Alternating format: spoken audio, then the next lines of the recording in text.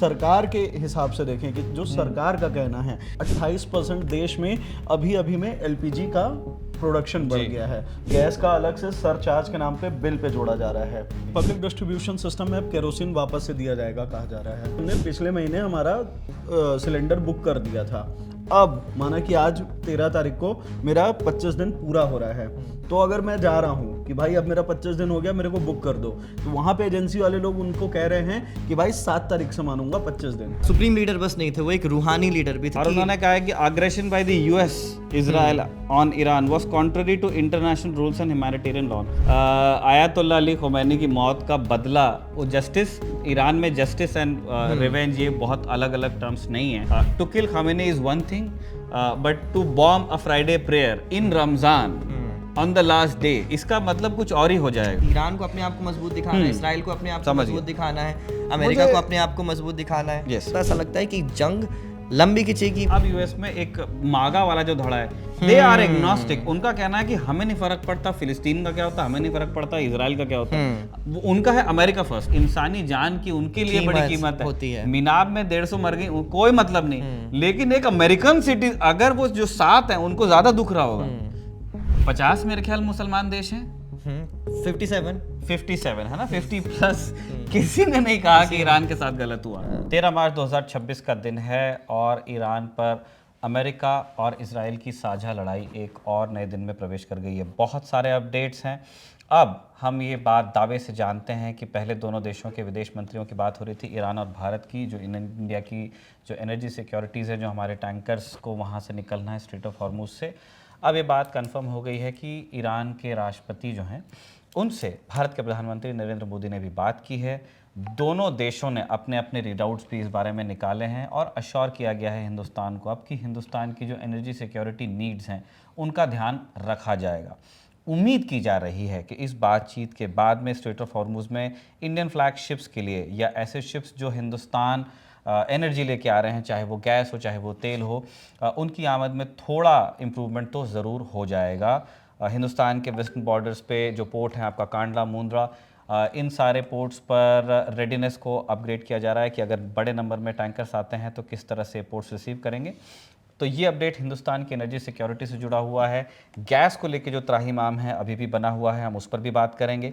उसके बाद साजिद जो हमारे साथ हैं वो आपको बताएंगे कि जो लड़ाई चल रही है, जो शूटिंग वॉर चल रहा है, उसमें किस तरह के अपडेट्स हैं, डिप्लोमेसी और मैदान जंग में क्या क्या नई नई चीज़ें हुई हैं। और अंत में हम बात करेंगे यूएस के एक और जहाज़ की जो क्रैश हो गया है, KC-135 टैंकर है यूएस एयरफोर्स का। ऐसा बताया जा रहा है कि इराक के आसमान के ऊपर कि कोई एक घटना हुई है जिसके बाद वो क्रैश हुआ है। जो इराक में ईरान का समर्थन करने वाली मिलिशिया है उनका कहना है कि हमने इस जहाज़ को गिराया है। अमेरिका कह रहा है कि ये फ्रेंडली फायर की वजह से नहीं हुआ था, ना ही दुश्मन के फायर की वजह से हुआ था, कोई तकनीकी गड़बड़ी थी। क्रू का स्टेटस क्या है और जहाज़ का स्टेटस क्या है, इन सारी चीज़ों पर आपको विस्तार से जानकारी इसमें दी जाएगी। लेकिन शुरुआत में हिमांशु से ही करना चाहता हूँ क्योंकि हिमांशु हम हिंदुस्तान में हैं और हिंदुस्तान में अभी हम अपनी एनर्जी सिक्योरिटी को ख़ास तौर पर गैस को लेकर के देख रहे हैं कि एक स्ट्रेस है। जो आम ग्राहक हैं उनको गैस नहीं मिल पा रही है, कुछ को मिल रही है, कुछ को नहीं मिल रही है। कमर्शियल सिलेंडर बिल्कुल लोगों को मिल नहीं रहा है, बहुत सारे बिजनेसेस शट हुए हैं जी। और सरकार का कहना है कि कोई क्राइसिस है ही नहीं। तो आप बताइए कि अभी क्या क्या हुआ है कल से लेकर आज तक में। देखिए, सबसे मेन बात तो है कि गैस का क्राइसिस है, ये सब हमें पता ही है। मतलब अगर आपको एकदम नॉर्मल तरीके से मैं बताऊं कि किस तरीके का क्राइसिस है, वो आप अगर स्ट्रीट पे जाएंगे, सड़कों पे जाएंगे तो आपको दिख जाएगा कि किस तरीके से फूड आउटलेट्स में फूड के प्राइस बढ़ गए हैं, गैस का सरचार्ज लगाया जा रहा है। मैं यहाँ पे एक स्क्रीनशॉट भी दिखाऊंगा जिसमें कि गैस का अलग से सरचार्ज के नाम पे बिल पे जोड़ा जा रहा है किसी भी खाने में। ये एक चीज़ है जो चेन्नई में हुआ है शायद। हाँ, चेन्नई का एक रेस्टोरेंट है जिसमें एक बिल है, ये कहा वेरीफाई हो गया, मतलब वो कोई एआई वगैरह तो नहीं, वो वेरीफाइड है। और ऐसे बेंगलुरु के भी रेस्टोरेंट का भी सामने आ चुका है जिसमें गैस का सरचार्ज जोड़ रहा है। जी हाँ, और अगर इसको भी नहीं करे तो आप नीचे दुकानों में, जैसे हम ऑफिस में इसके नीचे दुकान पे जाएंगे तो आपको 15 रुपए की चाय 20 रुपए की हो गई है, 10 रुपए का समोसा 15 रुपए का हो गया है। सत्यम जो हमारे साथी है जिन्होंने ग्राउंड रिपोर्ट की, वो उनके ग्राउंड रिपोर्ट हमारे खबरगांव पे आप देख सकते हैं कि किस तरीके से अलग अलग इलाकों में फूड प्राइसेस बढ़े हैं और जिसका कारण गैस के बढ़े हुए दाम को बताया जा रहा है। जो गैस जो छोटे व्यापारी हैं जो छोटा सिलेंडर यूज करते हैं 5 किलो 7 किलो वाला, तो उसका किलो पहले 70 रुपए 80 रुपए 90 रुपए किलो में वो सिलेंडर भरता था, वो अब 200 रुपए किलो मिल रहा है, अगर मिला तो, नहीं तो वो भी नहीं मिल रहा है। तो ये क्राइसिस हमने देख ही रहे हैं। इंडक्शन के डिमांड बढ़ गई है, लोग इंडक्शन की तरफ जा रहे हैं, या फिर अगर आप सोशल मीडिया पर देखें या फिर अगर आप ANI की रिपोर्ट्स देखें जिसमें बहुत सारे वीडियोस आए हैं जिसमें ये दिखाया जा रहा है कि जो बड़े फूड आउटलेट्स हैं या फिर जैसे PG है उसके सामने चूल्हा लगाने पर लोग मजबूर है, या फिर जो समोसे की दुकानें हैं वो लोगों ने चूल्हा सेट किया है और वहाँ खाना बना के वो लोग लोगों को खिला रहे हैं। तो ये तो जनरल कंसर्न है। लेकिन अगर आप सरकार के हिसाब से देखें कि जो सरकार का कहना है, जो हमारे पेट्रोलियम मिनिस्टर है, गैस एवं पेट्रोलियम मंत्री हरदीप सिंह पुरी जी, उन्होंने लोकसभा में कल बयान दिया। सबसे पहले तो उनका ये कहना था कि कोई क्राइसिस नहीं है। उन्होंने कहा कि कंज्यूमर बिहेवियर ड्रिवन है और पैनिक बाय, मतलब जैसे कि लोग ही इसको परेशान करके अपने मन से ये बढ़ा रहे हैं। देश में कोई कमी नहीं है। उन्होंने कुछ डेटा भी देते हुए ये कहा कि सबसे पहले तो उन्होंने ये कहा कि हम 41 देशों से कच्चा तेल और आयात करते हैं, हमारे पास तेल आ रहा है, तो तेल की भी कमी नहीं है। और दूसरा उन्होंने ये मतलब डेटा दिया कि 28% देश में अभी में LPG का प्रोडक्शन बढ़ गया है। उन्होंने ये दावा किया कि भाई क्राइसिस नहीं है, हमारा तो LPG का प्रोडक्शन और बढ़ गया है। उसके बाद उन्होंने यही कहा कि कुछ लोग हैं, जैसे कि हमारे प्रधानमंत्री नरेंद्र मोदी जी ने भी यही बयान दिया है कि लोग जानबूझ के पैनिक फैला रहे हैं। इसके अलावा लेकिन सरकार एक तरीके से समझ में तो आ रहा है पैनिक है, तो दूसरी तरफ जो हमारे मिनिस्टर हैं उन्होंने लोकसभा में ये जानकारी दी कि जो हमारा जो PDS सिस्टम है, पब्लिक डिस्ट्रीब्यूशन सिस्टम, अब उसमें वो केरोसिन लाने की बात कर रहे हैं कि अब दोबारा से केरोसिन दिया जाएगा ग्रामीण इलाकों में। ये एक चीज़ उन्होंने कही है। साथ ही पर्यावरण बोर्ड की भी उन्होंने जानकारी दी है कि पर्यावरण बोर्ड से अपील कर दी गई है कि जो पर्यावरण के जो मानकों को लेकर थोड़ी ढील दी जाए, जैसे कि बड़े शहरों में बड़ी भट्टियों को लगाने के लिए, या फिर जैसे तंदूर में लगा सकते थे आप दिल्ली NCR में ठंड में, हाँ। तो उस तो ये ग्रैप लागू होता था, तो आप लगाने के लिए रोक लगा दी जाती थी, तो उसको लगाने की परमिशन दी जा रही है। अच्छा, कोयले और केरोसिन को लेके कुछ बात सरकार कर रही थी। जी हाँ, वही पब्लिक डिस्ट्रीब्यूशन सिस्टम में अब केरोसिन वापस से दिया जाएगा कहा जा रहा है। ये ग्रामीण इलाकों में जो पब्लिक डिस्ट्रीब्यूशन सिस्टम है उसमें केरोसिन देंगे कह रहे हैं। हालांकि अभी इसकी योजना बना रही है सरकार, अभी उन्होंने आदेश नहीं जारी किया है कि हम अब से देंगे, उन्होंने कहा है कि इसकी योजना है। हिमांशु, ये बताइए कि जैसे एक वेटिंग पीरियड पहले 21 दिन का था, उसको 25 दिन किया गया, अब सुन रहे हैं कि ग्रामीण इलाकों में और बढ़ाया गया है। जी हाँ। वो क्या, ये मैं पहले तो अपने दर्शकों के लिए जानना चाहता हूँ कि क्या ये अफवाह है या वास्तव में बढ़ाया? नहीं, ये वास्तव है, ये अफवाह नहीं है। सबसे पहला तो ये था कि 7 मार्च से पहले ये था सिचुएशन कि आप 21 दिन का वेटिंग पीरियड होता था, आप उसको बुक कर सकते थे। उसको 7 मार्च को बढ़ा के 25 दिन कर दिया गया, जो पूरे देश के सबके समान तरीके से लागू किया गया। अब ये हुआ है, सरकार ने अभी नया लाया है कि ग्रामीण इलाकों में जो वो केरोसिन की योजना बना रहे हैं, इस कारण वो लोग का कहना है कि अब इसको हम 45 दिन कर देंगे सिर्फ ग्रामीण इलाकों में। सिर्फ जो ग्राम पंचायत के जो इलाके हैं वहां पे वेटिंग पीरियड 45 दिन का हो जाएगा।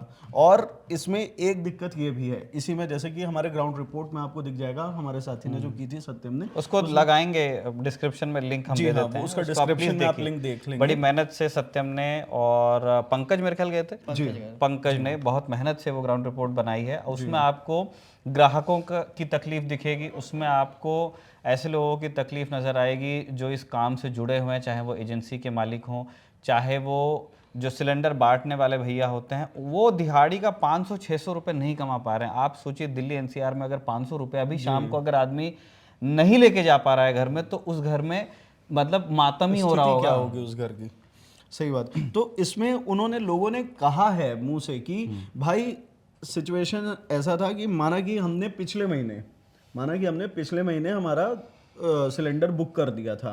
अब माना कि आज 13 तारीख को मेरा 25 दिन पूरा हो रहा है, तो अगर मैं जा रहा हूं कि भाई अब मेरा 25 दिन हो गया, मेरे को बुक कर दो, तो वहां पे एजेंसी वाले लोग उनको कह रहे हैं कि भाई 7 तारीख से मानूंगा 25 दिन, उस दिन से नहीं मानूंगा। ये लोगों ने हमारे माइक पे कहा है कि ऐसा किया जा रहा है। दूसरा, फिर जो साइकिल से डिलीवर करने वाले हैं वो लोग कह रहे हैं कि मारपीट दे रहे हैं हम लोगों को।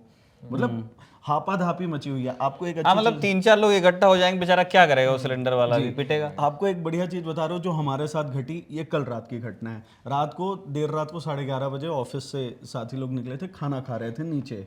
तो होता क्या है कि देर रात में पुलिस की गाड़ियां आती हैं फूड आउटलेट्स को, स्ट्रीट फूड को बंद कराने लगती हैं कि अब चलो टाइम हो गया। तो कल क्या हुआ, जब हम लोग खाना खा रहे थे तो पुलिस की गाड़ी आई और वो सीधा जो सिपाही आया और वो सीधा सिलेंडर को झपटा, वो सीधा सिलेंडर को पकड़ा कि ले जाऊंगा इसको, बंद नहीं करेगा तो। अब वो नहीं हो गया कि तू ठेला बंद कर या फिर तू इधर जा उधर जा, वो उतरा और वो सीधा सिलेंडर पकड़ा कि ले जाऊंगा इसको। और वो ठेला वाला बोला हाँ साहब बंद कर रहा हूँ। और वो फिर पुलिस वाला आगे गया तो उसने सबसे पहले सिलेंडर उतार के एक अपने साथी को दिया, बोलता तू उधर चले जा सिलेंडर लेके, मैं बंद कर रहा हूँ दुकान।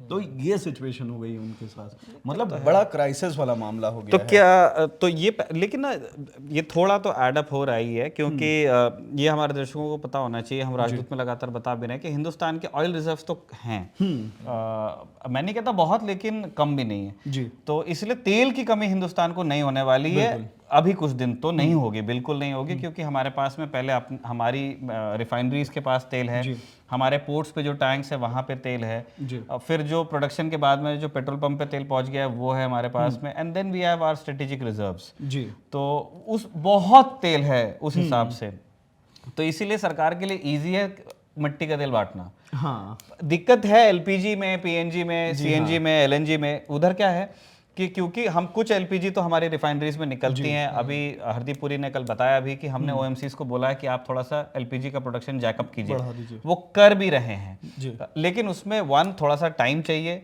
और दूसरा फिर there is also a limit कि जब वो पेट्रोलियम को तोड़ेंगे तो उतनी ही गैस निकल सकती है, उससे और ज्यादा निकालने में बहुत नहीं हो पाएगा, तो हमको कुछ एलएनजी इंपोर्ट करनी होती है। तो उसी बारे में मुझे लगता है कि सरकार ये कर रही है कि कुछ वो कोयले से कर लेंगे रूरल में, कुछ लकड़ियां काम आएंगी, if it comes to that. वो स्थिति अभी नहीं है, कुछ हम केरोसिन दे देंगे क्योंकि हमारे पास तेल बहुत है, और सिटीज में क्योंकि ये नहीं हो सकता तो सिटीज में हम इंश्योर करेंगे कि वहां पे गैस हो और गैस आए।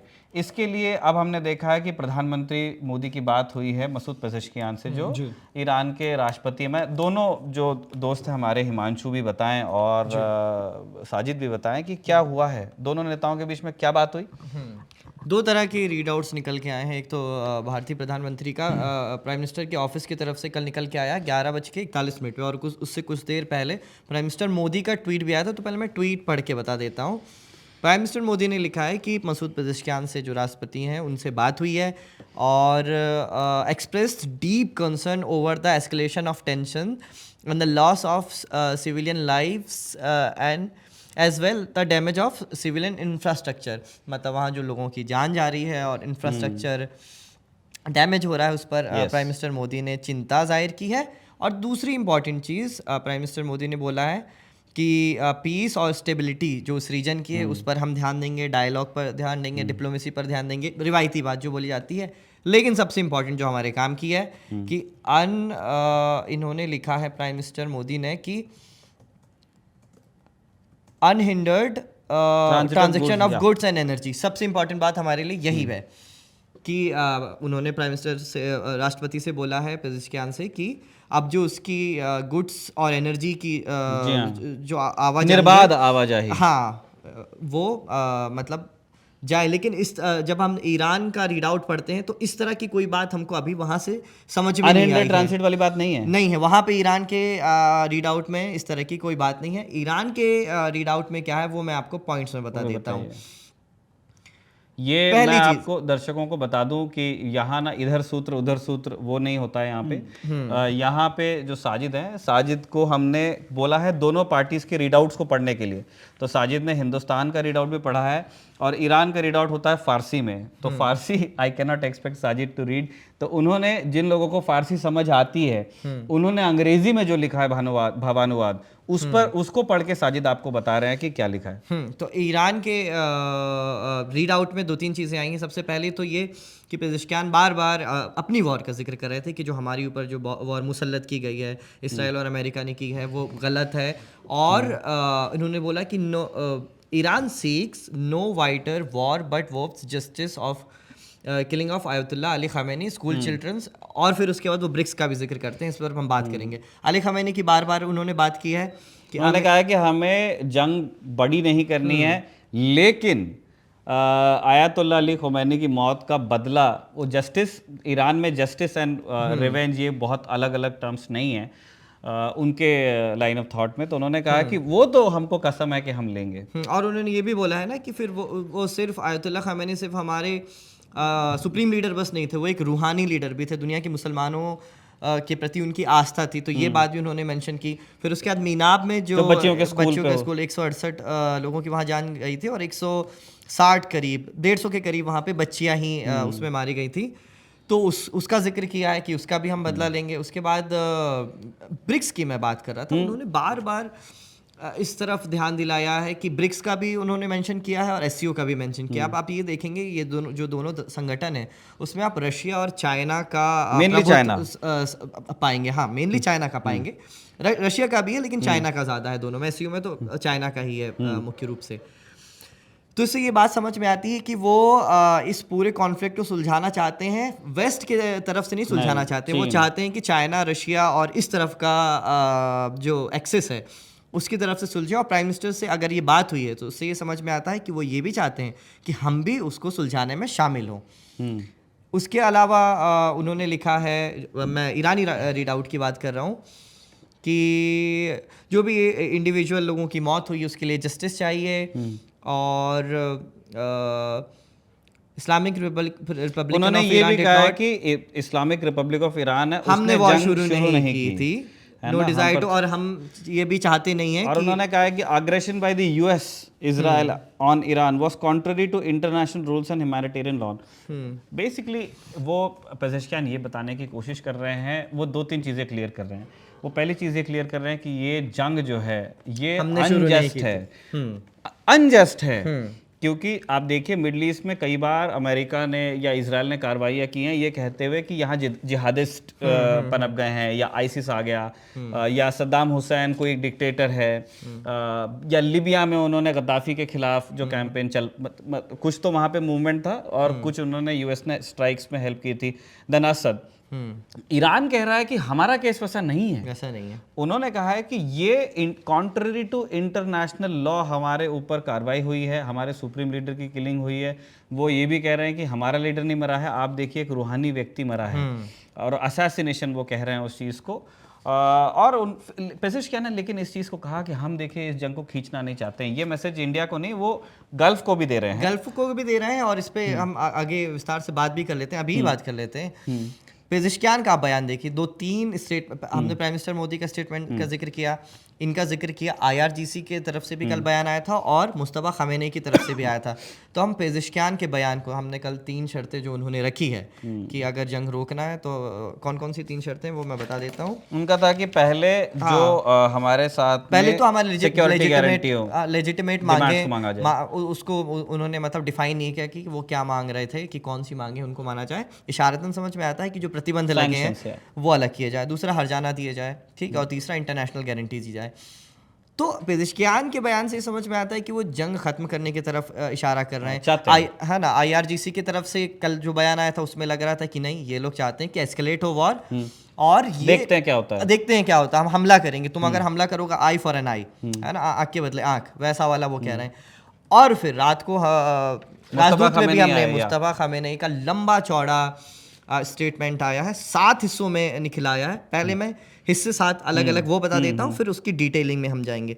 पहला जो हिस्सा है, उन्होंने बोला, बाय द वे ये जो स्टेटमेंट है उन्होंने खुद नहीं दिया है, उन्होंने लिखित ये एक बयान दिया था, और वो पढ़ा गया है ईरान के 2 एंकर के द्वारा। अच्छा, टीवी पे खुद भी नहीं आए, खुद भी नहीं आए। ये चीज़ ना इसलिए बड़ी इंपॉर्टेंट है साजिद कि वो खुद आए या नहीं, या अगर कोई बयान लिखित था तो क्या उनके दस्तखत थे, क्योंकि इस चीज़ को लेके जैसे इजराइल का कहना ये है कि और इजराइल के लोगों के हवाले से वेस्टर्न मीडिया में ये चीज़ लिखा जा रहा है कि अली खामेनी की तो डेथ हुई है और मुस्तफ़ा खामेनी इज़ इंजर्ड, और उनकी माता मतलब अली खामेनी की वाइफ। वाइफ इनकी भी डेथ हुई है। तो इनका कहना है कि ये भी जख्मी हैं। कुछ जगह तो कोमा वगैरह की बातें भी लिखी गई हैं, लेकिन ट्रम्प ने भी आज बोला है या तो ट्रम्प तो ये कह रहे हैं या तो वो डेड हैं या तो वो मर चुके हैं या फिर बहुत जख्मी हैं, बहुत ज़्यादा घायल हैं। ट्रम्प ने आज ये कुछ बोला है। इन्फॉर्मेशन होगी उनको। हाँ, डेफिनेटली यूएस को इन्फॉर्मेशन रहती है। यूएस अगर कोई बयान देता है आधिकारिक तौर पे तो वो हल्के बयान नहीं होते हैं, वो बहुत तस्दीक करके ही देते हैं। तो हाँ, मुस्तफ़ा खामेनी का जो बयान आया है तो जो पर्शियन में भाषा में जाया, फारसी भाषा में, वो एक महिला की आवाज़ में बताया गया है और अंग्रेज़ी में एक मर्द की, पुरुष की आवाज़ में बताया गया है। खुद वो नहीं आए हैं, इसलिए ये अंदेशा जताया जा रहा है कि हो सकता है कि वो घायल हो। और एक रिपोर्ट ये भी बताई जा रही निकल कि उनका एक पैर मतलब चला ही गया है। मतलब अलग अलग तरह की रिपोर्ट है। खैर, तो हम पहले ये उस कंपाउंड में थे क्या उस दिन जब नहीं, वो उस कंपाउंड में नहीं थे, वो कहीं और थे। ये कहीं और थे। अली खामेनी की वाइफ थी, मतलब मुस्तफ़ा की मम्मी थी उस दिन, माता जी थी, उनकी बहनोई थे, बहन थे और इनका एक नेफ्यू था। ये सब लोग उस दिन मारे गए थे अमेरिकी इसराइली हमलों में। तो 7 मैं बयान बता रहा हूँ आपको, 7 हिस्से बता रहा हूँ मुस्तफ़ा खामेनी के। पहला, उन्होंने अपने चुनाव पर बात किया है, जो सुप्रीम लीडर बन के आए हैं। दूसरा, उन्होंने वो नागरिकों से मुखातिब हुए हैं, ईरान के लोगों से। तीसरा, वहाँ की सेना पर IRGC से मुखातिब हुए हैं। चौथा, जो लोग शहीद हुए हैं, जो लोग मारे गए हैं, उनसे मुखातिब हुए हैं। पाँचवा, पड़ोसी देश से वो मुखातिब हुए हैं। 6th नंबर पे उन्होंने खामेनी पे बात की है, जो उनके पिता थे जिनको मार दिया गया, उन पर बहुत भावुक बातें हुई हैं, मैं बताऊंगा आगे। और 7वां, उन्होंने रिलीजियस अथॉरिटी हैं, ना सिर्फ ईरान की बल्कि इस पूरी दुनिया की जो रिलीजियस अथॉरिटी ने इस पूरे युद्ध में ईरान का समर्थन किया, उससे ये मुखातिब हुए हैं। अब सिलसिलेवार ढंग से हम देखते हैं कि वो उन्होंने क्या क्या बोला है। पहली चीज़ तो बोली उन्होंने अपने चुनाव पर। तो उन्होंने ये बात बताई कि मुझे भी इस बात का इल्म नहीं था कि मैं चुना जाऊंगा। इस देश के आम लोगों को जब ये बात पता चली, दुनिया को पता चली, उसी वक्त मुझे भी पता चली, टीवी से पता चली, मीडिया से पता चली। पहली बात उन्होंने ये बोला। फिर उसके बाद उन्होंने शोक जताया अली खामेनी की हत्या पर। तो उन्होंने ये बोला कि जब मुझे उनकी बॉडी दिखाई गई, पार्थिव शरीर दिखाया गया, तो उनकी मुट्ठी बंधी हुई थी और उन्होंने बताया इसको एक साइन ऑफ रेजिस्टेंस, अपना ट्रांसलेट किया उन्होंने कि वो साइन ऑफ रेजिस्टेंस था। जब वो इस्माइल हानिया ने भी जब लकड़ी उठाई थी तो लोगों ने कहा था कि इस्माइल हानिया नहीं, याह्या सिनवार, याह्या सिनवार का आखिरी मोमेंट। और फिर इसराइल ने बहुत बड़ी गलती की थी बाय द वे, उसको रिलीज करके क्योंकि वो अलग तरीके से यूज हुआ। हाँ, क्योंकि वो मूवमेंट के लिए जो वहाँ रेजिस्टेंस लड़ रहा है उनके लिए, तो वो एक सिंबॉलिक तरीके से बन जाएगा कि हमारा नेता मरते हुए भी मतलब इट्स लाइक प्रधानमंत्री फॉर देम, कि वो जंग में लड़ रहा था, इस तरीके की बात। खैर, तो उसके बाद उन्होंने बोला असेंबली ऑफ एक्सपर्ट का मतलब शुक्रिया अदा नहीं किया, बोला कि असेंबली ऑफ एक्सपर्ट से ही ने मुझे चुना है, लेकिन ये मेरे लिए बहुत बड़ी जिम्मेदारी है कि मैं ग्रेट खुमैनी और शहीद खामेनी, उन्होंने लिखा है कि उनकी मैं जगह ले पाऊँ, ये मेरे लिए बहुत बड़ी जिम्मेदारी है। फिर उन्होंने कुछ रैली का जिक्र किया है कि मैं चाहता हूँ कि बड़ी संख्या में लोग कुछ रैली में, कुछ डे की जो रैली होती है उसमें शरीक हो। कुछ डे ये होता है निखिल कि 79 में जब इस्लामिक क्रांति हुई थी ईरान में, तो खुमैनी ने, जो पहले सुप्रीम लीडर थे आयतुल्लाह खुमैनी, उन्होंने ये शुरुआत की थी कि जुमा जो होता है रमज़ान का आखिरी जुमा, उस दिन फ़िलिस्तीन के साथ सोलिडारिटी के लिए आप रैली निकालेंगे, अलग अलग तरह के प्रोग्राम ऑर्गेनाइज करेंगे। और न सिर्फ ईरान में बल्कि पूरी दुनिया में इसका ट्रेंड अब बढ़ गया है। हिंदुस्तान में भी कई जगह इस तरह का सेलिब्रेशन किया जाता है, अलग अलग दुनिया में अलग अलग जगह पर किया जाता है। तो उसका भी जिक्र किया है क्योंकि रमज़ान चल रहा है और दिस माइट, आज हम फ्राइडे के दिन ही ये रिकॉर्ड कर रहे हैं, तो ये भी हो सकता है आखिरी जुमा, लेकिन वहाँ अगला भी तो हो सकता है, वो अगला भी हो सकता है, वो डिपेंड करता है। हो सकता है कि ईरान टाइम चांद पे डिपेंड करता है, क्योंकि आखिरी जो 19 या 20 को ईद पड़ेगी तो उस हिसाब से। अच्छा, ये पढ़वाएंगे क्या नमाज? क्योंकि इनके फादर तो पढ़वाते थे। ये देखने वाली बात होगी अगर वो आते हैं, क्योंकि 12 वार में तो अली खामेनी आए थे बाहर पब्लिक में और उन्होंने पढ़वाई भी थी फ्राइडे प्रेयर्स। एक हफ्ता बचा है, एक हफ्ते बाद ये क्लियर हो जाएगा कि मुस्तफ़ा खामेनी घायल हैं कि नहीं है, जिंदा है कि नहीं है। मोस्ट प्रोबेबली हो जाना चाहिए आने वाले दिनों में। उन्होंने कुछ, क्योंकि वो एक देखने लायक चीज़ होगी। मुझे मैं एक IR के छात्र की उसमें इस कॉन्फ्लिक्ट को समझने के लिए मैं नहीं कह रहा हूँ कि इस तरह के स्पेक्टिकल्स हों in an event of war या इस तरह की किलिंग्स हो। मैं देखना चाहता हूँ कि जब एक क्लियर एंड प्रेजेंट डेंजर जिसको बोलते हैं है, तो एक तरफ इसराइल और अमेरिका है जो चाहते हैं कि मुश्तबा ना हो इस दुनिया में और वो संस्था ना हो जिसको वो रिप्रेजेंट करते हैं, वो रिजीम ना हो। दूसरी तरफ मुश्तबा या जो इंस्टीट्यूशन है, दैट सीट ऑफ पावर है ना, विलायत अल फ़कीह जिसको कहते हैं, उस पूरे सिस्टम का मतलब ही है कि अगर रमज़ान का जो आखिरी जुमा है उसमें वो नमाज नहीं पढ़वा पाते हैं, जो कि एक बहुत बड़ा सिंबल होने वाला न सिर्फ रिलीजियस उस पे बल्कि एज ए नेशन, मतलब जो एक इस्लामिक नेशनलिज्म ईरान में है ना, वो उसका भी एक प्रतीक होगा कि ऐसे समय में जब ईरानी अपने नेता को देखना चाहते हैं, जो 12 डे वार में अली खामेनी ने किया था। तो अली खामेनी ने कोई बहुत लंबा स्पीच नहीं दिया, वो जस्ट आए, वो फ्राइडे बहुत लंबा, कितना समय लगता है साजिद पढ़वाने में? 10 मिनट की नमाज, 5 मिनट की नमाज, और वो प्रोटोकॉल आना जाना, मतलब आधे घंटे की वो बात है ना। खुतबा होता है 20 मिनट का, 20-25 मिनट का खुतबा होता है, और आपकी 2 रकात नमाज होती है जुमे की। तो यही आधे घंटे, मतलब उनको आधे घंटे के लिए। तो मैं ये देखना चाहता हूँ में आए थे वो, कि क्या Mushtaba Khamenei in any state he is in, अगर वो पूरी तरह स्वस्थ हैं या वो जख्मी हैं या उनकी तबीयत ज़्यादा है, जैसे भी, क्या वो दुनिया के सामने आते हैं? वन। और दूसरा, अगर वो तेहरान में जो वहाँ की जामा मेन मॉस्क जो भी होगी, ठीक है, अगर वो पढ़वाते हैं नमाज, तो क्या यूएस और इजराइल उस प्रेयर मीट को बॉम्ब करेंगे? मुश्किल लगता है इस तरह का कुछ। नहीं, जैसे इससे पता चलेगा ना कि कौन सी साइड स्टेक्स को कितना ऊपर ले जाना चाहती है। To kill Khamenei is one thing, but to bomb a Friday prayer in Ramzan on the last day, इसका मतलब कुछ और ही हो जाएगा। और अभी इवन दिस जब खामेनी की हत्या की गई तो ये बहुत सिक्योरिटी एक्सपर्ट्स ने ये बहुत चिंता जताई है कि इस दुनिया ने अब तक सुन्नी इस्लामिक टेररिज्म की एक लहर देखी है। आईसिस आप देख लीजिए, अलकायदा देख लीजिए, या तालिबान को एक हद तक पहले कहा जाता था, अब उसकी परिभाषाएं बदल गई हैं, लोगों अलग अलग देश के अलग अलग संबंध सुधर गए हैं। कुछ लोग तालिबान को अब आतंकवादी नहीं कहते। अरे ये क्या नाम, अल-गोलानी सुन्नी है ना? हाँ, सुन्नी है, बराबर है, क्योंकि असद शिया है। हाँ, $50 मिलियन का उन पर इनाम था, 50 या 10 मिलियन समथिंग, करोड़ों में था, इतना तो पक्का है। और अब वो ट्रम्प कहते हैं उनको, ही इज वेरी अट्रैक्टिव गाय, मतलब एक आतंकवादी हुआ करता था जिसके लिए इनाम था, और ट्रम्प के लिए वेरी अट्रैक्टिव गाय बन गए। खैर, तो हाँ, सिक्योरिटी एक्सपर्ट्स ने ये कहा है कि हो सकता है, ये आशंका है कि अब एक शिया टेररिज्म की लहर हो सकता है कि दुनिया देखे, क्योंकि हमने देखा है कि मिलिशिया इनकी हैं, लेबनान में है, हिजबुल्ला है, यूती है, हमास है। हाँ, हमास तो खैर सुन्नी संगठन हो गया, लेकिन शिया मिलिशिया की अभी शिया टेररिज्म का भी इराक में बहुत है शिया मिलिशिया। हाँ, इराक में भी आज आप अभी उस पे करेंगे अभी 135 में हम। हाँ, खैर, तो हम भटक रहे हैं हवा। अब आते हैं 5वें पॉइंट पर, तीसरे पॉइंट पर। शिया टेररिज्म का कुछ कह रहे थे। हाँ, वही कि शिया टेररिज्म की लहर बढ़ सकती है। जो सिक्योरिटी एक्सपर्ट्स हैं उन्होंने यही बोला है कि हो सकता है कि वेस्ट में और अमेरिका में ख़ास तौर पे, या इसराइल में, क्योंकि ऐसा हमने नहीं देखा, जैसे सुन्नी टेररिज्म की बात की सुन्नी इस्लामिक टेररिज्म की जब बात की जाती है तो आईसिस का सबसे ज़्यादा नाम आता है, दाइश का, और उसामा बिन लादेन का जो संगठन था अलकायदा, उसका नाम आता है। तो ये लोग तो सुसाइड बॉम्बिंग में मानते हैं, ये आतंकवादी सुसाइड बॉम्बिंग में मानते हैं और जाके फट जाते हैं। लेकिन शिया मिलिशिया की तरफ से इस तरह का नहीं देखा गया है कि वो आम नागरिकों के बीच जाके फट जाए। वो सेना से लड़ाई करते थे, जिनकी भी शिया मिलिशिया जितनी भी है।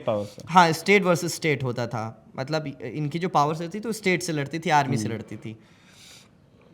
तो अब हो सकता है कि कुछ सिक्योरिटी एक्सपर्ट्स की आशंका है कि इस तरह का भी लहर देखने को मिल सकती है। खैर, उसके अलावा मुस्तफा खामेनी ने ये कहा है कि इस रीजन में जो भी अमेरिकी अड्डे हैं, सैन्य अड्डे हैं, उनको या तो बंद होना पड़ेगा। अगर वो बंद नहीं होते हैं तो हम लगातार बॉम्बिंग करेंगे, उन्होंने ये क्लियरली बोला है। और इसके पहले ही, खैर हम आते हैं और कंपेयर करेंगे पेज़ेश्कियान की इनकी स्पीच को अभी आगे, पहले ये पूरा कर लेते हैं। फिर उसके बाद उन्होंने ये भी बोला है कि जितने नागरिकों का नुकसान हुआ है, घर टूटा है, उनको हर्जाना दिया जाएगा, उनका मुफ्त इलाज किया जाएगा। और एक और बात उन्होंने ये बताई कि खामेनी पर जब बॉम्ब गिरा था तो वो कुरान पढ़ रहे थे, तो इस तरह की कुछ भावुक बातें उन्होंने डालने की कोशिश की है। अभी ईरान में अभी जिसको कंफर्म करना इट्स वेरी डिफिकल्ट, क्योंकि ऐसा कहा जा रहा था कि इट वाज अ मीटिंग, जिस दौरान ये हुआ ना, मीटिंग में हुआ था, लेकिन वो मीटिंग में शामिल नहीं थे, होने वाले थे। ये बात है अभी सोर्सेज के हवाले से आई थी कि वो पर सिंबलिज्म है कि कुरान उनके हाथ में था। और अभी ईरान में बहुत एक इस्लामिक नेशनलिज्म की लहर है, तो वो उसको पूरा भुनाने की कोशिश करेंगे, ये तो होगा। उसके बाद आखिरी बात उन्होंने दुनिया की जितने भी रिलीजियस अथॉरिटी से उनको धन्यवाद किया। अब आ जाइए निखिल कंपैरिजन पर। पेज़ेश्कियान की स्पीच को आप देखेंगे तो ऐसा महसूस होगा कि वो चाहते हैं कि कोई बातचीत निकल जाए, किसी तरह के से हल निकल जाए। पेज़ेश्कियान का मिजाज भी वैसा था, एक रिफॉर्मिस्ट लीडर थे और ईरान में लंबे वक्त से कोई रिफॉर्मिस्ट इसलिए लाए गए थे भाई कि ठीक करो थोड़ा। हाँ, और खमेनी की एक अच्छी बात में से एक ये भी गिनी जाती है, क्योंकि इनके सुप्रीम लीडर के हाथ में होता है कि कौन कैंडिडेट चुनाव लड़ पाएगा कि नहीं लड़ पाएगा। उन्होंने मसूद पेज़ेश्कियान को अलाउ किया, वो जबकि बातें चल रही थी कि शायद पेज़ेश्कियान का नाम आगे जाएगा नहीं, चुनाव ही ना लड़ वो लिस्ट में से ही कटेगा। हाँ। लेकिन ना सिर्फ उनको फील्ड किया गया, वो लिस्ट में भी हुए, और ईरान में जितने भी फेयर इलेक्शंस होते होंगे, बट इट वाज डिसाइडेड कि Pezeshkian will contest the elections, और वो जीते वो। तो हाँ, पेज़ेश्कियान की जब आप बयान को देखेंगे तो वो ऐसा लगेगा कि वो जंग को ख़त्म करने की तरफ कोशिश कर रहे हैं, लेकिन फिर IRGC का बयान आता है, मुस्तफ़ा ख़मेनी का बयान आता है, तो ऐसा लगता है कि जंग लंबी खिंचेगी। वो बिल्कुल नहीं चाह रहे हैं कि ईरान कमज़ोर पड़ता दिखे, क्योंकि यही अभी ऑप्टिक्स है। ईरान को अपने आप को मजबूत दिखाना है, इसराइल को अपने आप को मजबूत दिखाना है, अमेरिका को अपने आप को मजबूत दिखाना है। यस, मुझे एक साजिद एक बात बताइए आप, ऑन योर रिसर्च, और राजदूत में भी हम करेंगे इस चीज़ को एड्रेस। मुझे आप अभी तक के जो आप जानते हो मुझको वो बताइए।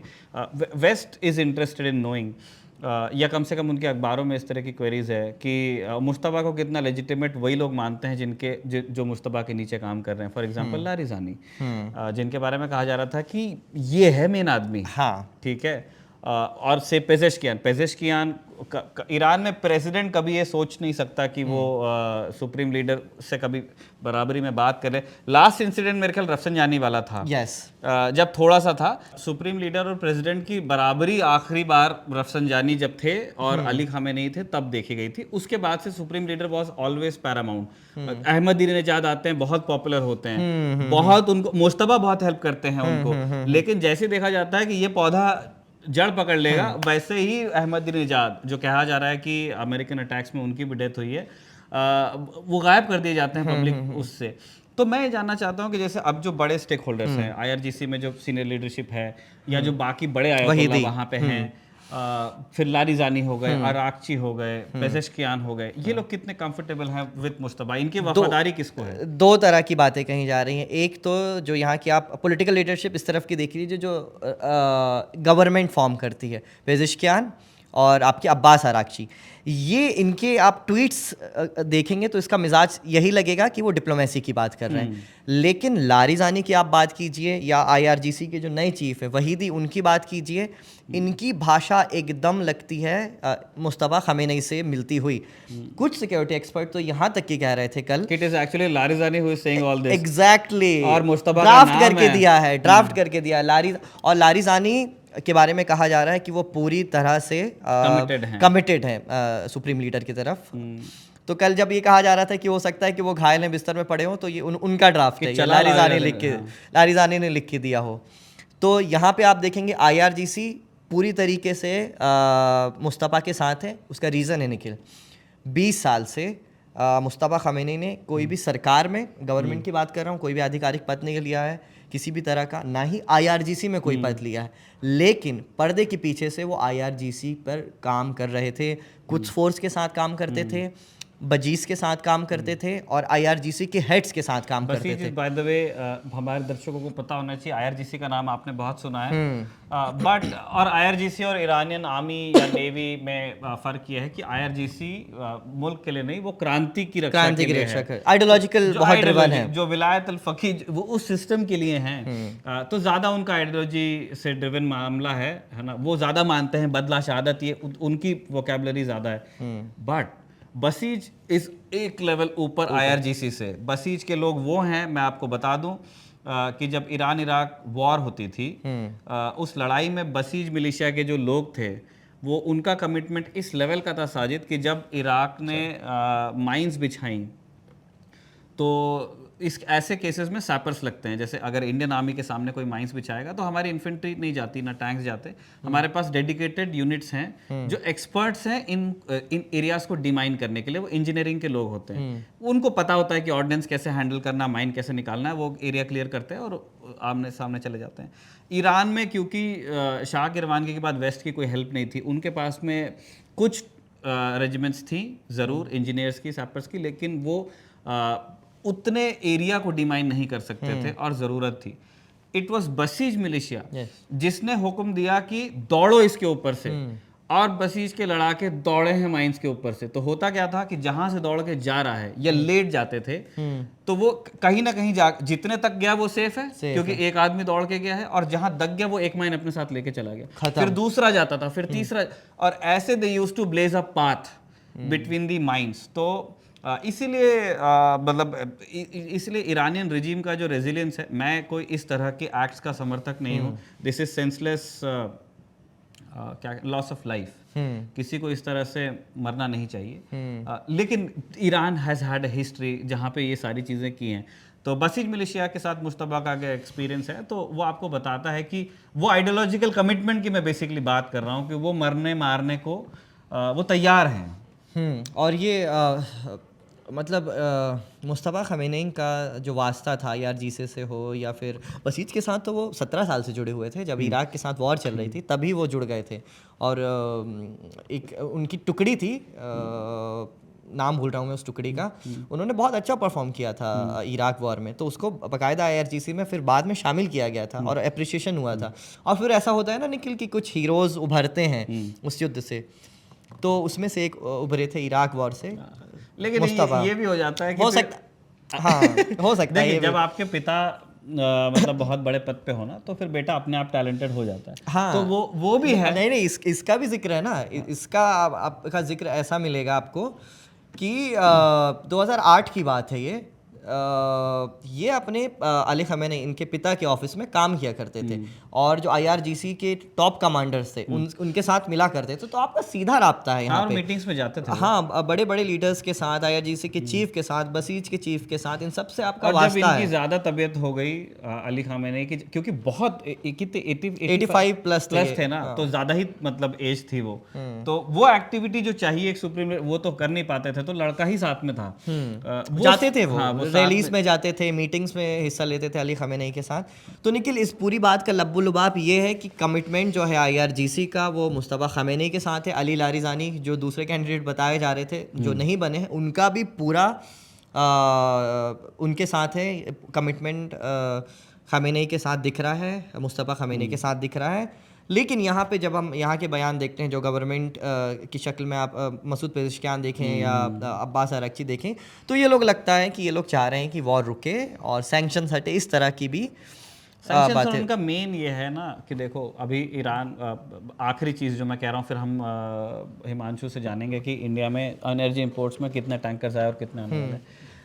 आखिरी चीज़ मैं कहना देखिए, पेज़ेश्कियान और अरागची जो कर रहे हैं वो इसलिए भी ज़रूरी है क्योंकि आप हर किसी से लड़ते रहोगे तो कुछ नहीं हो पाएगा। आपको ये बात बहुत अच्छे से पता है कि US और इजराइल को आप हरा नहीं पाओगे, नहीं हरा सकते। अंत तक यही हो सकता है कि वो थक करके वापस चले जाएं, लेकिन तब तक कि क्या आप पूरी दुनिया को एंटागोनाइज करोगे? और हुआ क्या, 50 मेरे ख्याल मुसलमान देश हैं, 57 है ना, 50 प्लस। किसी ने नहीं कहा कि ईरान के साथ गलत हुआ, ठीक है। और पाकिस्तान ने भी ऐसी कोई चीज एग्जिस्ट नहीं, कोई नहीं है। तो जब मुसलमान नहीं बोलने को तैयार हैं तो बाकी लोग भी आग पे हाथ ही सेक रहे हैं। पाकिस्तान का मतलब जितने मुस्लिम गवर्नमेंट ने नहीं कहा, पाकिस्तान में भी लोगों ने कहा, नहीं, हाँ, इंडिया में भी गवर्नमेंट ने नहीं कहा, लोगों ने कहा। लेकिन वहाँ के बयान देखिए ना, ज्यादातर स्टेट्स के बयान ऐसे कि वो इसराइल की निंदा कर देंगे, लेकिन अमेरिका का नाम लिखने से भी वो कतरा रहे, गुरेज कर रहे हैं, वो नहीं लिखेंगे अमेरिका का नाम। तो इसलिए अरागची और पेज़ेश्कियान इस बात में लगे हुए हैं कि व्हेन दिस एंड्स, तो उसके बाद में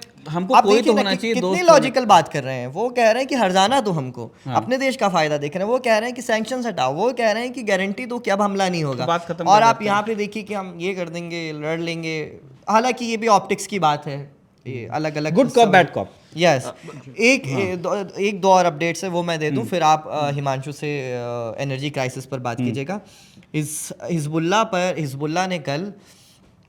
का जो कमबैक था वो बहुत शॉकिंग था हम सबके लिए। सबको और लग रहा जितने था कि भी- डेसिमेट हो गया। क्योंकि हमने देखा सितंबर 2024 में जब बमबारी की थी और उनके जो मुखिया थे हसन नसरल्लाह, उनको एलिमिनेट किया गया था और बड़े बड़े कमांडर्स को मार दिया था। ये 2024 की बात हो रही है। तो ऐसा लगा था कि हिजबुल्लाह ख़त्म, उनके पूरे रॉकेट्स का जो भंडार था वो लाखों रॉकेट्स, ऐसा बताया जाता है कि उनके लाखों रॉकेट्स हैं, 1 लाख करीब उनके रॉकेट्स की तादाद बताई जाती थी। इसराइल ने क्लेम किया कि हमने सब ख़त्म कर दिया।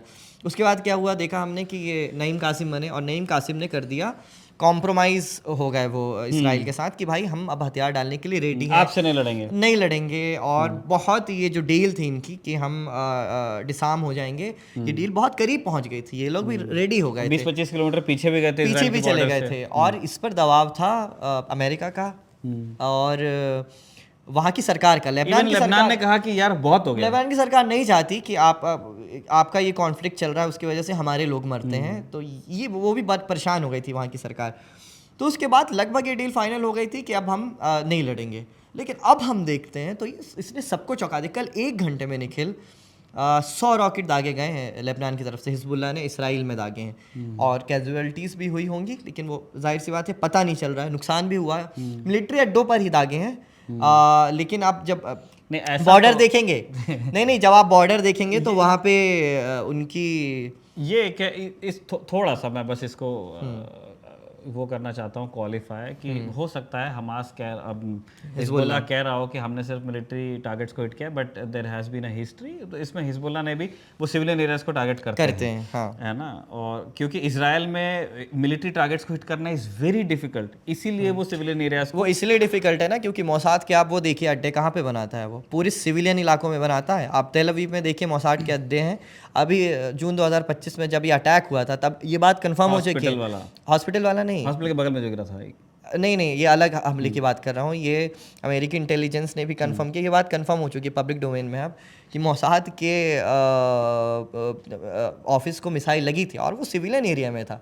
तो ऐसा नहीं है कि सिर्फ जो हमास के ऊपर आरोप लगता है ना कि आप सिविलियन इलाकों में बनाते हैं, ह्यूमन शील्ड की तरह इस्तेमाल करते हैं, इसराइल भी करता है ये। खैर, हाँ। तो इस तरह से सारी चीज़ें हो रही हैं।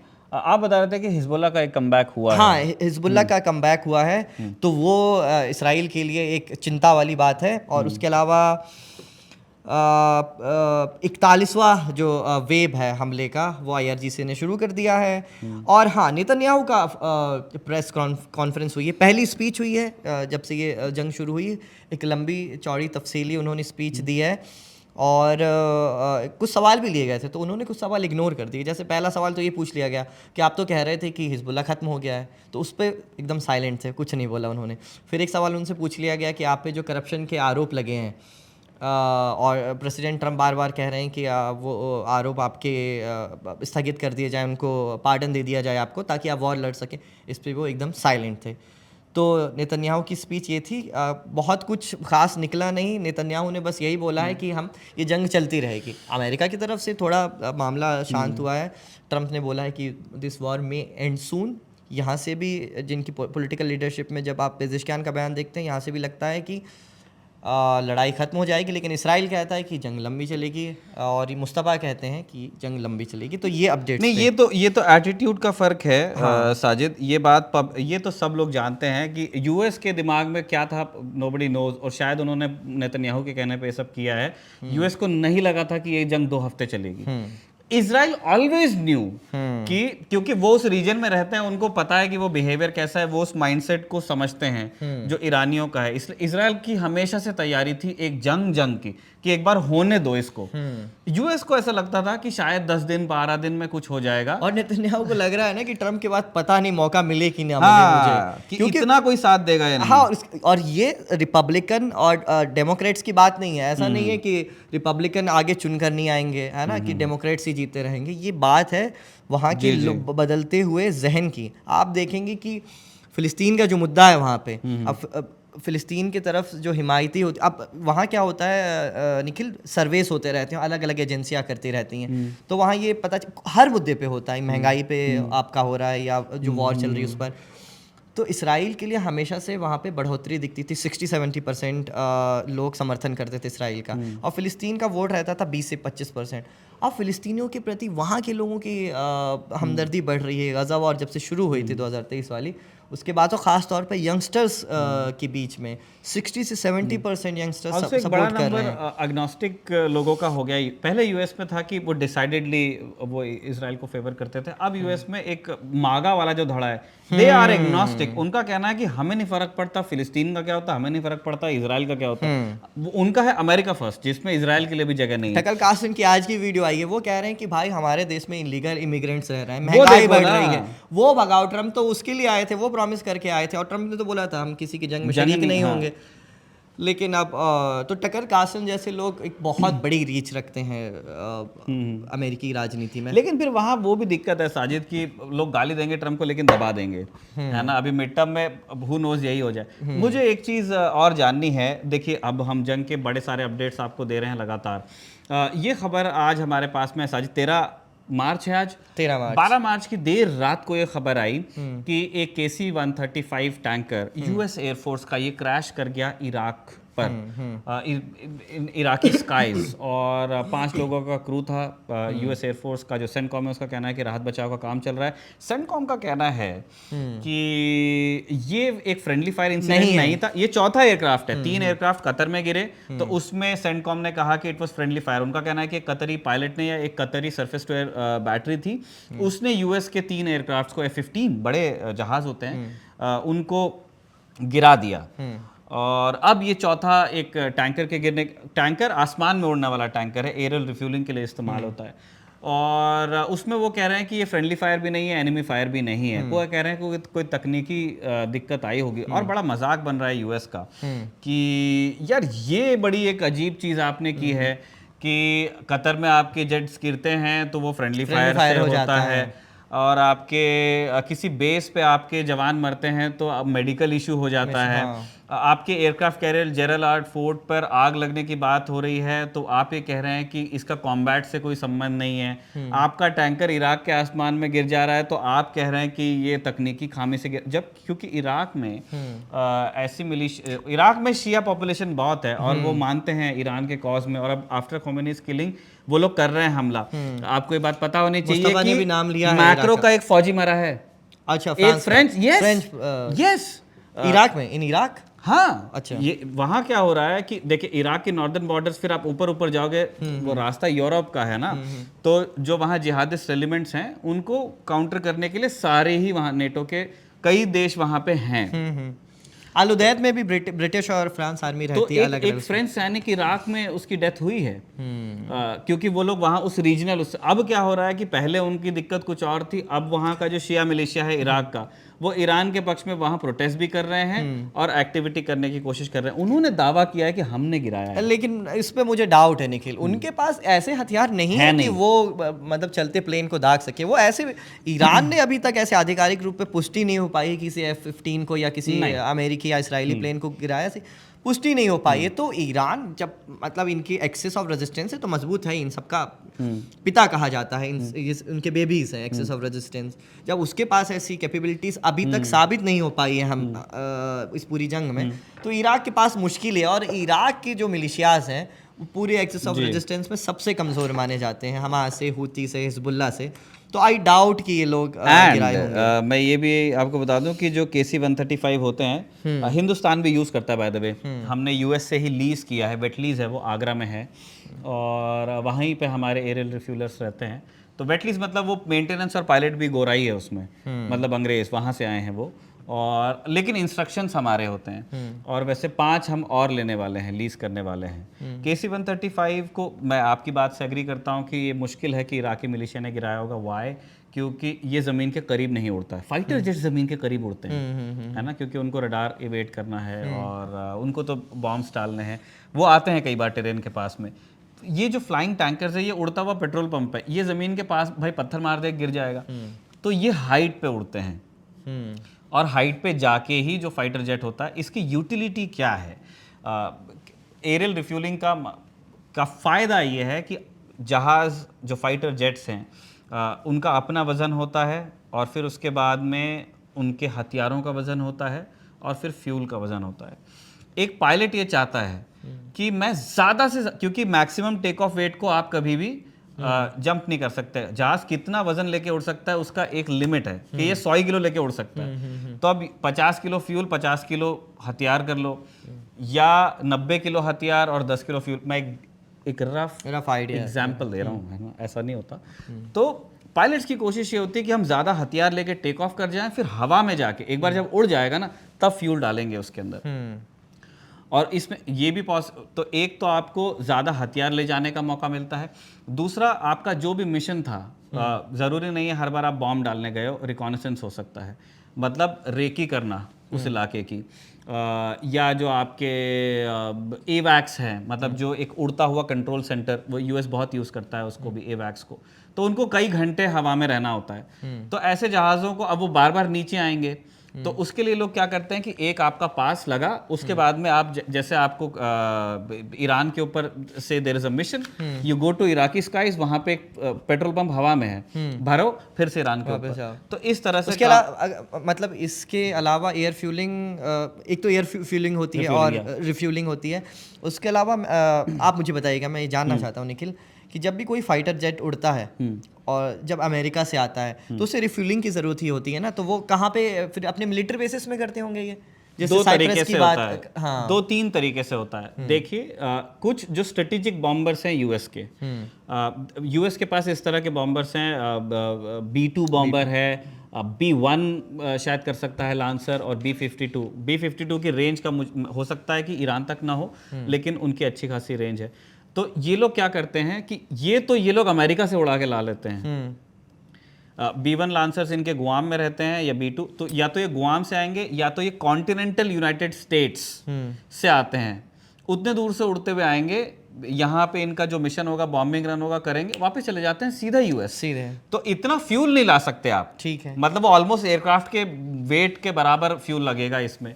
तो उसके लिए क्या होता है कि हवा में बीच बीच में उनको ये KC-135 जैसा कोई एक रिफ्यूलर हवा में ही मिलता है उनको, और वहां उनको फ्यूल दे देता है और ये मिशन चलता रहता है। तो कई घंटे उड़ते रहते हैं। जो फाइटर जेट्स आप बता रहे हैं, जो फिक्स विंग एयरक्राफ्ट होते हैं छोटे, वो 2-3 तरीके से काम करते हैं। वो या तो जो यूएस के बेसेस हैं ईरान में, पूरे गल्फ में जो बेसेस हैं, वहां से चलेंगे, तो उन बेसिस से उड़ने वाले जेट्स को बार बार नीचे आना ना पड़े, या सिर्फ फ्यूल के लिए ना उतरना। देखिए, एयरक्राफ्ट में बहुत जान होती है। एयरफोर्स क्या काम करती है कि उनके पास एक एयरक्राफ्ट है, उसके अंदर सिस्टम्स लगे हुए हैं। अब 2 ही कंटिजेंट चीज़ें हैं, एक है पायलट जिसको फटीग होगा, ठीक है, और दूसरा है इंजन। पायलट को फटीग जल्दी आएगा, इंजन को फटीग शायद हफ्ते में आएगा, कि उसको जो भी मेंटेनेंस होगा। तो जब एक एक्टिव कॉम्बैट सिचुएशन होती है, तब ऐसा नहीं होता कि जहाज़ को पार कर दिया, आप देख रहे हैं उसमें इंजन में क्या है। ये लोग करते हैं, 3 ही 4 जगह पे बोल्ट्स लगे होते हैं, वो पूरा इंजन ही बाहर निकाल लेते हैं। वो पूरा इंजन ही बाहर निकाल देंगे, उसको नया इंजन दे देंगे, वो दोबारा उड़ने लगेगा। और सेम विद पायलट्स, ठीक है। तो जहाज जैसे नीचे आएगा, तो ये पायलट को अगर फटी गई, इसकी ड्यूटी पूरी होगी, दूसरा पायलट बैठता स्टिल फिर से टेक ऑफ। तो अब एक ही वेरिएबल बचा, फ्यूल। तो फ्यूल के लिए मतलब उनका मानना है कि हम सिर्फ फ्यूल के लिए हम नीचे नहीं लेके आएंगे। तो वो पेट्रोल पंप उनका आसमान में होता है, और उसकी यूटिलिटी बहुत मस्त है। बिना आप दुश्मन के इलाके में लैंड के, you can go back to continental US. आपका कोई जहाज का फ्यूल कम हो गया, या उसको टैंक में हिट लग गया, आप उसको रिफ्यूल कर सकते हो। KC-135 की यूटिलिटी ये है कि पहले रिफ्यूलिंग वाज वेरी डेंजरस, एक ज़माना था, क्योंकि एक जहाज़ उड़ रहा है से ये है, और ये दूसरा जहाज़ है, तो ये टैंकर से लेता है, तो उसके बीच में आपको एक पाइप उसको देनी पड़ेगी। और आप एविएशन टर्बाइन फ्यूल की, ATF की बात कर रहे हो, जो कि जल सकता है, तो उसमें स्टैटिक चार्ज, बड़े एक्सीडेंट्स हुए, और समय के साथ में ये चीज़ परफेक्ट की गई कि कैसे एक पाइप जाएगा और उससे तेल भरा जाएगा। लेकिन उसमें बड़ा वक्त लगता था, और जो पाइप टूटती भी थी, जो ड्रोग एंड प्रोब मेथड बोलते हैं जिसको। ड्रोग में एक बकेट सी होती है, ठीक है, और प्रोब एक जैसे हमारे रफाल में भी है प्रोब्स, तो एक छोटा सा पाइप निकलता है, और उसको जो पायलट होता है फाइटर जेट का, वो उस बकेट के अंदर डाल देता है, तो वो उड़ते हुए फिर तेल लेते हैं। यूएस ने कहा कि हमको एक बड़ा पाइप चाहिए, ताकि उस पायलट को तेल भरने में इतना टाइम ना लगे। तो एक मोटा वो पाइप लेके आए, और वो है तो KC-135 की यूटिलिटी वो है कि वो छोटे नोजल से नहीं देता है, वो एक बड़ा बूम, फ्लाइंग बूम उसके पीछे लगा होता है मोटा सा, और वो मिनटों में मतलब हजारों गैलन तेल दे सकता है। तो जो भी मिशन पे है पायलट, उसको कुछ देर के लिए आना है, और वो बट वो एक डेंजरस चीज है। With all the practice a pilot can have, और सारे प्रोटोकॉल्स के बावजूद there is some risk. Military aviation में देर इज रिस्क, एक्सीडेंट्स हो जाते हैं। और यूएस का यही कहना है कि KC-135 जो इराक में गिरा है वो ऐसे ही किसी वजह से गिरा है। निखिल, आप हिमांशु से ऊर्जा संकट पे बात करें। आखिरी बात मैं ये जानना चाहता हूँ आपसे कि ये बताइए कि अमेरिका का कितना बड़ा नुकसान इसे माना जाए, क्योंकि हमने देखा है कि रिफ्यूलर का गिरना नहीं ओवरऑल जो अब तक हुआ है, एक तो कतर में इनके प्लेन्स गिरे हैं, ठीक है, इनके सैनिक मरे हैं 8 इसराइली हमलों में, माफ़ कीजिएगा ईरानी हमलों में, ठीक है, और इनके इंफ्रास्ट्रक्चर पर भी हमला हुआ है। तो हमने देखा था कि वॉर ऑन टेरर के बाद या फिर अफगानिस्तान में जब ये जंग लड़े थे उसके बहुत बाद अब इस तरीके से इतना बड़ा नुकसान हो रहा है। वेनेजुएला में भी नहीं हुआ था इस तरह का कुछ नहीं हुआ था, वेनेजुएला में कुछ कितना बड़ा नुकसान माना जाए इसे? देखिए यूएस को बहुत लंबे टाइम से मुझे नहीं लगता कि अफगानिस्तान के बाद उनको कोई भी ऐसा अनुभव हुआ है जिसमें इतना नुकसान हुआ होगा। लेकिन यूएस का नुकसान अलग अलग तरीके से, जैसे उनके 3 जेट गिर गए, उनको कोई फर्क नहीं पड़ता। यूएस उनका मेन है कि पायलट है जिंदा, वो 6 के 6 पायलट जिंदा है, उनका है कि अच्छा ठीक है वो 3 गिर गया, हटाओ नया बनाएंगे। KC-135 का गिरा, हैड इट बीन इंडिया हमारे पास में 6 रिफ्यूलर्स थे और अभी हम 5 ले रहे हैं, तो जिसके पास 11 होंगे उसके लिए एक का गिरना बड़ा मुश्किल बड़ी बात है ना। अभी हमारे 7 है शायद, अभी 5 और लेंगे, 6 और लेंगे। और ये जो सोवियत हमारे पास इल्यूशन वाले हैं, अमेरिका के पास कितने हैं? उनके पास सैकड़ों में होगा, हाँ, आंकड़ा मतलब सैकड़ा में। मुझे चेक करना पड़ेगा, but it will be above dozens, 100 हो सकते हैं, मैं श्योर नहीं हूँ। लेकिन मैं ये आपको इतने दावे से बता सकता हूँ कि यूएस के लिए एक रिफ्यूलर का गिरना is an event, as in वो कॉग्निसेंस लेंगे इस बात का कि ये क्यों हुआ होगा, वो इस बात से सीखेंगे भी। लेकिन एक रिफ्यूलर गिर जाने से उनकी तैयारियों पे या जो उनका रिजॉल्व है टू फाइट ईरान, उस पर कोई फर्क नहीं पड़ेगा। उनके पास में बहुत रिफ्यूलर है। यूएस के लिए क्या चीज़ ज़्यादा मैटर करती है कि क्रू का क्या हुआ। एक अच्छी चीज़ जो मतलब पूरा जो वाइट वर्ल्ड कहते हैं ना, जिसको गोरे हैं अंग्रेज, उनकी एक अच्छी चीज़ है कि इंसानी जान की उनके लिए बड़ी कीमत होती है। मीनाब में 150 मर गई, कोई मतलब नहीं, लेकिन एक अमेरिकन सिटी अगर वो जो 7 हैं उनको ज़्यादा दुख रहा होगा।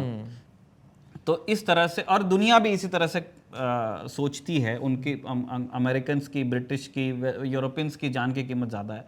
तो यूएस के लिए ज़्यादा बड़ा चीज़ वही है कि उनके जेट्स गिर गए, एक रिफ्यूलर गिर गया, वो देखेंगे क्या करना है। वो ज़्यादा उनको अगर कोई चीज़ परेशान करती है तो वो 7 डेथ्स हैं। उनको ज़्यादा चीज़ ये परेशान करेगी कि जो जेरल फोर्ड पे हुआ है, if it has anything to do with Iran, anything to do with Iran, तो वो उनको बॉदर करे। उनका शिप नहीं डूबेगा उससे, और कुछ नहीं होगा, वो तो चलेगा और अभी भी तैनात होगा। उनका ये कि क्या दुश्मन किसी एयरक्राफ्ट कैरियर का कुछ बिगाड़ सकता है। लास्ट चीज जो मैं कहना चाहता हूँ कि जो मटेरियल लॉस जो यूएस को दुखेगा वो क्या है। आप याद कीजिए, गल्फ में बहुत सारी रडार साइट्स पे हमले हुए हैं। जो आप देखिए, एक सऊदी बिजनेसमैन ने लिखा ना कि ये क्या अमेरिका है जिसने हमारे यहाँ बेस बनाया और आप देखिए हमको कैसे जंग में धकेल दिया। तो उनकी शिकायत क्या है कि चाहे यूएई हो, यूएई में, दुबई में रोज डेब्री गिर रहा है, जो दुनिया के फाइनेंशियल कैपिटल। सिरदर्द ही बन गया क्या निखिल? मुझे ये बताइए कि खाड़ी देशों की रक्षा के लिए अमेरिका ने बनाया, उनकी रक्षा के लिए नहीं बनाया। किया क्या इन्होंने? हाँ बताइए। सीन क्या हो गया, इनको बोला गया बेस बनाएंगे और आपको सिक्योरिटी देंगे, तो उन्होंने बेसिस के लिए सिक्योरिटी रखी, और फिर उन्होंने कहा कि सिंस वी आर हियर तो आपको भी सिक्योरिटी रहेगी। लेकिन 12 डे वार के टाइम पे इन्होंने देखा कि 12 डे वार के टाइम पे इंटरसेप्टर्स की बड़ी ज़रूरत पड़ी यहाँ इजराइल में, क्योंकि तब इजराइल पे हमले होते थे। तो कुछ तो इंटरसेप्टर्स वहाँ ले गए और कुछ वो लोग थर्ड बैटरीज भी वहाँ ले गए। तो ये मिडल ईस्ट के जो इलाके थे वो एक्सपोज हुए। तो इसलिए जब इस बार जंग हुई तो इन्होंने कई सारी मिसाइल बैटरीज वहाँ पे मूव की, है ना। अब लेकिन गल्फ में, अब पूरे गल्फ को कितना देंगे, उनको इजराइल की रक्षा भी करनी है। तो एक दो बैटरीज उन्होंने कुछ सऊदी को दिया, कुछ कतर को दिया। ऑल्सो ये जो सऊदी है, कतर है, ओमान है, इन सब ने पैसे से भी पेट्रियट और थर्ड ये सब खरीदा है। तो कुछ उनके हो गए और कुछ अमेरिकियों के हो गए। लेकिन शुरुआत में जब खोमैनी की किलिंग के बाद में ना ईरान ने बैलिस्टिक मिसाइल की बहुत बड़ी बड़ी वेव्स में हमले किए, और उसमें से कई ने गल्फ में जो अमेरिकन रडार साइट्स थी उनको हिट किया है, और कुछ उसमें से अरबों खरबों डॉलर के थे, जिसके लिए मतलब ओबामा एडमिनिस्ट्रेशन के समय से मतलब गल्फ में बात चल रही थी, क्योंकि किसी दूसरे मुल्क में जाकर के एक मिलिट्री हार्डवेयर लगाना, उसके लिए कुछ डिप्लोमेसी तो चाहिए। तो बड़ी मेहनत से उन लोगों ने लगाया था और बहुत पैसा इन्वेस्ट किया था, और वो बेसिकली वो लोग वहाँ से देखते थे कि ईरान में क्या हो रहा है। तो ईरान ने उन साइट्स को, तो वहाँ पैसे का लॉस हुआ है, आपको वो प्रोसेस दोबारा करना है, उतनी डिप्लोमेसी आपको फिर बात करनी पड़ेगी कि हमको लंबा प्रोसेस, क्योंकि दोबारा रडार लगाने का मतलब है ईरान दोबारा हमला करेगा, और आप दोबारा रडार लगाएंगे तो हो सकता है ना कि अमेरिका के अंदर से भी फिर एक विरोध हो, ऐसा भी हो सकता Whatever, है। मतलब ये एक उनके लिए प्रॉब्लम बनेगी। अभी क्या हो गया है, since these radar sites have been hit, तो यूएस को भी, यूएस के पास बहुत टेक्नोलॉजी है, उनके पास एवैक्स है, उनके पास में बहुत सारी टेक्नोलॉजी है, लेकिन वो रडार साइट्स के लॉस की वजह से क्या हो रहा है कि गल्फ अब थोड़ा एक्सपोज्ड है। तो ईरान अब जो हमले करता है उसको झेलने की क्षमता गल्फ की कम हो गई। दुबई में इतना डेबरी गिर रहा है, क्या करता है ईरान, वो भी स्मार्ट लोग हैं, पागल तो नहीं है, उनको पता है कि दुबई में मिसाइल हम गिरा नहीं पाएंगे, ठीक है। तो कैसे नुकसान, अच्छा दुबई को क्यों हिट किया जा रहा है, उसका कारण ये है कि दुबई एक फाइनेंशियल कैपिटल की तरह दुनिया में आ गया रहा था, मतलब लंदन ऑफ मिडिल ईस्ट उसको आप बोल दो, हाँ, कि दुनिया की बड़ी बड़ी डील होती है वहाँ पे, अमीर लोग आते हैं, का वो लंदन था। और उसी तरह से ब्रांडिंग है, लोग भूलने लगे थे कि एक डेजर्ट में एक मुस्लिम डोमिनेटेड कंट्री का, लोगों को लगता था दुबई इज व्हाट, पता नहीं यूरोप या क्या। तो उस मतलब वो जो ट्रांसफॉर्मेशन ऑफ मिडिल ईस्ट है, जिसमें मिडिल ईस्ट अपने सारा पास्ट भूल करके जा रहा, ईरान ने ना उस सिंबल को हिट करने की कोशिश की है। 1 2 वो ये इंश्योर कर रहे हैं कि दुबई को अगर हम सीधा मिसाइल नहीं मार सकते हैं, तो वो इतनी बड़ी मिसाइल मारते हैं कि उतने बड़े मिसाइल को आप इंटरसेप्ट करेंगे तो जो उसका डेब्री गिरता है तो टुकड़ा ही इतना बड़ा होता है कि वो जिस इमारत पे गिरता है वो छज्जा उसका गिरा देगा, या कांच टूट जाएगा, या गाड़ी पे गिरेगा। तो इसलिए पीपल आर डाइंग।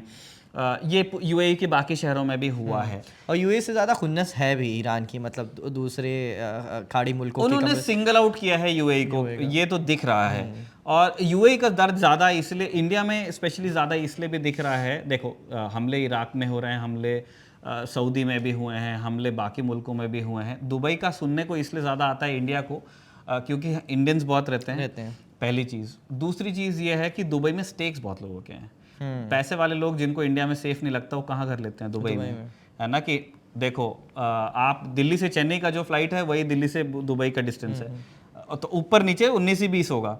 तो लोग बोलते हैं कि यार मैं दुबई रह लूंगा ना, और वहाँ टैक्सेस भी नहीं है। तो बहुत सारे लोग जो पैसे वाले हैं उनके घर दुबई में हैं, है ना। तो इसीलिए वहाँ का पैनिक भी ज़्यादा है। दुनिया को लगता है कि पैसे वाले का नुकसान होता है तो दुखती ज़्यादा है ना। तो ये हो रहा है।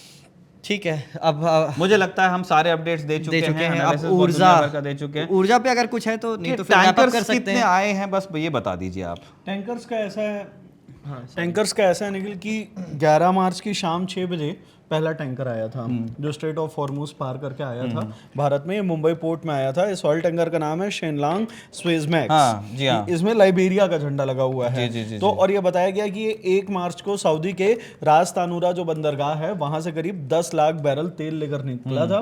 3 मार्च को निकला था। 1 मार्च को वहां पे तेल भरवाया उसने, 3 मार्च को निकला और 11 मार्च की शाम को वो मुंबई के पोर्ट ये तो हमने बताया था। और एक दूसरा टैंकर VLCC है वो। इनके अलावा A9 ने बोला कांडला में, A9 ने बताया है ये कि अगले 72 घंटे में 22 और टैंकर आ सकते हैं जो भारत के लिए आगे बढ़ रहे हैं। और उसके लिए तैयारी हो रही है मुंद्रा में, कांडला में, मुंबई मुंबई में। गियरअप कर लिया है, तैयारी। हम वो बोल रहे हैं कि अब हम तैयार ही बैठे हैं, अब वो लोग आते जाएं और आप हम लड़का तेल भेजो। लेते जाएं। अब लड़का भेजो आप, ये मामला है वहां पे। तो लगातार अब यही सरकार कहना चाह रही है कि हमारे पास तेल का कोई संकट नहीं है। नहीं, तेल का तो हमने भी नहीं हाँ, कहा कि तेल और का हमने संकट भी है, बहुत बार यही LPG का बताया संकट कि है। संकट तेल का नहीं है, LPG का है। तो ये पूरा तो ये सारे अपडेट्स हैं। और इस तरह के अपडेट्स देने में देखिए बहुत मेहनत लगती है। मेरे जो साथी हैं दोनों, इरशाद को बड़ी मेहनत इसको रिकॉर्ड करने में अगर लगी है, तो साजिद को ओरिजिनल टेक्स्ट हमने पढ़वाया। फारसी तो नहीं पढ़ पाया, लेकिन हमने कहा कि फारसी का भी जो इंग्लिश ट्रांसलेशन वहाँ से आएगा, हमको ओरिजिनल टेक्स्ट का चाहिए। Same with Himanshu. तो बहुत मेहनत से आपके लिए ये जानकारियां जुटाई जाती हैं और इसके बदले में हम आपसे एक चीज़ ऐसी चाहते हैं जो आपके लिए बिल्कुल फ्री है। आपको सिर्फ सब्सक्राइब करना है, कुछ हमको आप पैसा मत दीजिए, कुछ मत कीजिए, आप सब्सक्राइब का बटन दबाइए। अगर हमारा कंटेंट आपको अच्छा लगता है तो, मैं ये भी नहीं कहता मेरे कहने पे कीजिए, अगर आपको लग रहा है कि लड़के मेहनत कर रहे हैं तो आप सब्सक्राइब कीजिए, तो आप अपने दोस्तों को दिखाइए, तो आप अपने दोस्तों से भी कहिए। इसी बात पे इस वीडियो प्रेजेंटेशन को हम ख़त्म करते हैं। आपने हम तीनों को देख लिया और जैसे मैंने आपको बताया इस वीडियो को रिकॉर्ड इरशाद ने किया था। आप देखते रहिए खबरगांव।